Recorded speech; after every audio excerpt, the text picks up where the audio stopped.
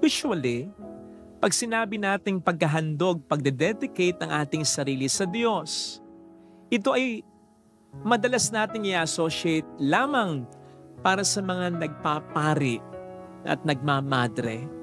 Mali po ito.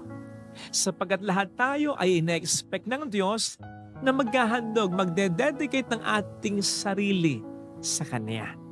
Yan po ang isa sa pinakahamon ngayon ng ating paggunita sa pagdadala kay Maria sa templo ng kanyang mga magulang na sina San Joaquin at Santa Ana. Sapagkat bilang mga Kristiyano ay ganyan din naman ang diwa noong binyagan tayo. Inihandog tayo sa Diyos ng ating mga magulang kaya marapat lamang na tayo mabuhay para sa Diyos lamang. At hindi po natin kailangang magmadre o magpare para gawin ito.